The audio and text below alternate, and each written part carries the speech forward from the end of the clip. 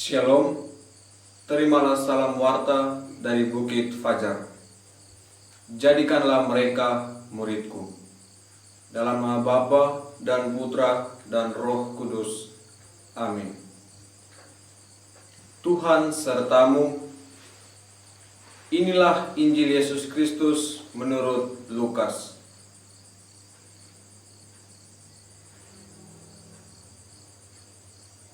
Pada suatu hari Sabat, Yesus masuk ke rumah ibadat lalu mengajar. Di situ ada seorang yang mati tangan kanannya. Ahli-ahli Taurat dan orang-orang Farisi mengamat-amati Yesus kalau-kalau ia menyembuhkan orang pada hari Sabat, agar mereka mendapat alasan untuk menyalahkan dia. Tetapi Yesus mengetahui pikiran mereka. Ia berkata kepada orang yang mati tangan kanannya, "Bangunlah dan berdirilah di tengah." Maka bangunlah orang itu dan berdiri di tengah.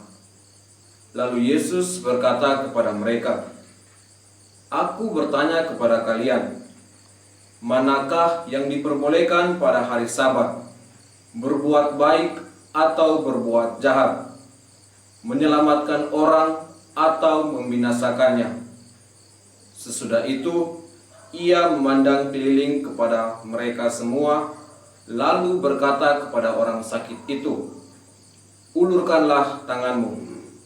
Orang itu mengulurkan tangannya dan sembuhlah ia.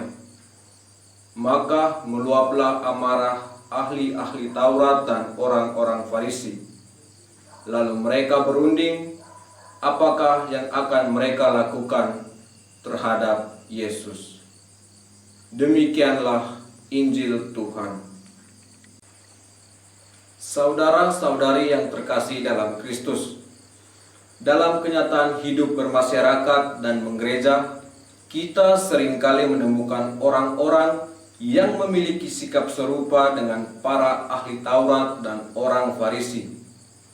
Keberadaan mereka di tengah umat bukan karena ingin menjadi pengikut Yesus, melainkan merusak kehendak Allah. Mereka menjadi pemicu utama yang berusaha untuk menciptakan permusuhan di antara pengikut Yesus. Apa yang mereka inginkan hanyalah mencari ketenaran, mendapatkan ambisi kekuasaan, mendapat pujian demi keuntungan diri sendiri, dan tidak peduli dengan sesama yang lain. Yesus hendak mengajarkan kepada kita bagaimana hari Sabat itu dimaknai dan dilaksanakan dengan benar. Melalui pertanyaannya dengan jelas, Yesus memperlihatkan bagaimana hari Sabat itu dilakukan. Yesus menekankan tindakan nyata atas pemaknaan hari Sabat. Hari Sabat tidak dapat dipandang sebagai hari yang kudus saja bagi Allah tanpa tindakan kasih bagi sesama yang sedang mengalami penderitaan. Saudara-saudari yang terkasih dalam Kristus, bacaan Injil hari ini mengisahkan Yesus yang menyembuhkan orang pada hari Sabat. Hari Sabat adalah hari terakhir pekan menurut perhitungan Yahudi yang disucikan dengan ibadah kepada Allah dan berhenti bekerja atau tidak melakukan apa-apa. Hari Sabat mengingatkan bagaimana Allah berhenti dalam karya penciptaannya dan bagaimana umat dibebaskan dari Mesir. Orang Yahudi mengkhususkan hari itu bagi Allah. Dalam kaitannya dengan Injil, dikisahkan bagaimana pada suatu hari Sabat, Yesus masuk ke dalam rumah ibadat dan mengajar. Di situ ada orang yang tangan kanannya lumpuh dan Yesus menyembuhkannya. Para ahli Taurat dan orang-orang Farisi melihat apa yang dilakukan Yesus, sehingga mereka dapat menemukan alasan untuk mempersalahkan Yesus. Mereka adalah figur yang senantiasa iri hati dan cemburu dengan perbuatan Yesus. Mereka hadir bukan untuk memberikan teladan hidup, melainkan mencari alasan agar dapat menghukum dan membunuh Yesus. Yesus sangat menentang praktek hari Sabat yang dilakukan oleh para ahli Taurat karena dianggap terlalu legalistis dan mengatakan Anak Manusia adalah Tuhan atas hari Sabat. Markus 2 ayat 28.